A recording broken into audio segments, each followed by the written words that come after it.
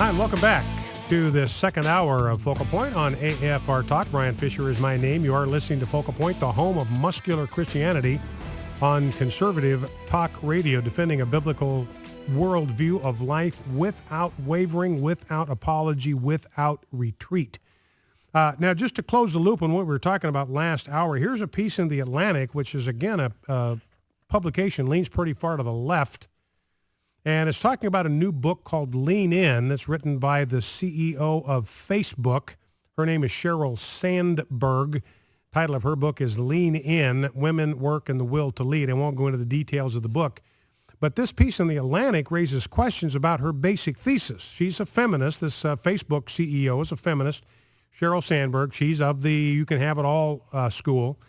And what this piece by Christina Hoff Sommers in The Atlantic says that she misunderstands gender differences. This is a woman writing about another woman and saying this other woman, this Sheryl Sandberg, top of her game, CEO of Facebook, or COO of Facebook, actually, Chief Operation Officer, she misunderstands gender differences. She writes about the fact that Sandberg envisions a time when gender roles all but disappear. Quote, a truly equal world would be one where women ran half our countries and companies and men ran half our homes. Does that sound like paradise to you? That just sounds so dismal to me. She blames society for tricking little girls into liking princesses and little boys into preferring superheroes. Quote, the gender stereotypes introduced in childhood are reinforced throughout our lives and become self-fulfilling prophecies. But Christina Hoff Sommers goes on to say this, Sandberg's goal is to liberate her fellow Americans from the stereotypes of gender. But realize gender is part of the law of nature and nature's God. It's not a result of cultural conditioning. It is not stereotyping. It's the way we were made. Remember, Genesis 1 said God made them what? Male and female. There are two genders. They are not they're not five, by the way. There's only two, and they are not interchangeable. They aren't the same. They're different. There is a male gender, and there's a whole collection of characteristics that come along with that are by God's design. It's not cultural conditioning. And then the other gender is female, and there are a whole complex of talents, abilities, inclinations that are wrapped in the concept of being a female. That has nothing to do with cultural conditioning. Sommers refers to this, to a 2008 study in the Journal of Personality and Social Psychology. A group of international researchers compared data on gender and personality across 55 nations throughout the world. Women, listen to this. I mean, this is not going to be news to you. This isn't going to be news to you whatsoever, but it's astonishing that the world got so far off into the weeds that this becomes a revelation, that men and women are different, and that women are more nurturing, and that men are more competitive. I mean, this is like a revelation to these people, like they've never heard this before. This is new information. This 2008 study, 55 nations. So this isn't, can't explain it away as a result of one particular culture. Let's see. Throughout the world, women tend to be more nurturing, risk-averse, and emotionally expressive, while men are usually more competitive, risk-taking, and emotionally flat. But the most fascinating finding is this: personality differences between men and women are the largest and most robust in the more prosperous, egalitarian, and educated societies. According to the authors, higher levels of human development were the main nation-level predictors of sex difference variation across cultures. In other words, the more prosperous a culture is, in other words, the less they have to worry about the very basic necessities of life, the freer men are to be men and women are to be women. And they are different.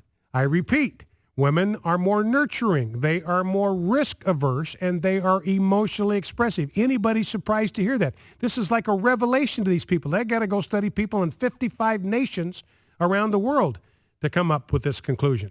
Women are more nurturing, risk averse, emotionally expressive. Men, more competitive, risk-taking, and emotionally flat. Anyway, I won't go through any more of the details there, but it's just striking to me to see that the more liberals and feminists, I mean, these women in the first article described themselves as flaming liberals and feminists. They're coming back to a view of family life and domestic life that's as traditional and as rooted in the Judeo-Christian tradition as you can get. And I'm willing to bet they don't even know it. They don't even realize that they're coming back home. All right, well, let's move on from there. As you're aware, President Obama is over in Israel today. Bethlehem rioters have been setting fire to pictures of Obama. They've been tromping on his pictures of him on the street. That's their welcome. They're throwing shoes at U.S. diplomatic vehicles when they arrived in Bethlehem to try to prepare the way for President Obama to come. The protesters trampled on Obama's picture, chanting, "America is the head of the snake. We won't receive Obama with flowers and a red carpet. We will receive him with shoes." Remember, that's how Muslims show disrespect, is by showing you the bottom of their shoe, or worse, as they did to President Bush, throwing a shoe at you. And the map that President Obama had posted in a video that was released just days before he went to the Middle East showed the Jewish state dispossessed of substantial parts of its current territory, including the capital.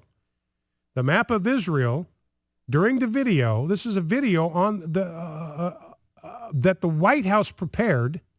This is an official White House video. It shows the Golan Heights belonging to Syria, Jerusalem belonging to the West Bank, northern Israel belonging to Lebanon. None of those were shown as belonging to Israel. And this was the official map of Israel that was shown on this White House website. So not in the business of making a lot of friends. And speaking of this whole business of working women, remember President Obama made a big deal out of signing that Lilly Ledbetter Fair Pay Act. Women ought to be paid the same as men. 70% of the highest paid Obama White House staffers are males. Only 30% are women. So the Obama war on women continues. 70% of the highest paid Obama White House staffers are of the male variety, and he has the audacity to lecture us on equal pay for equal work. And then maybe you heard this story. I might allude to it when we come back. A family's home was raided because they posted a picture of their smiling 11-year-old son holding a birthday gift, a hunting rifle. The home got raided back in 2.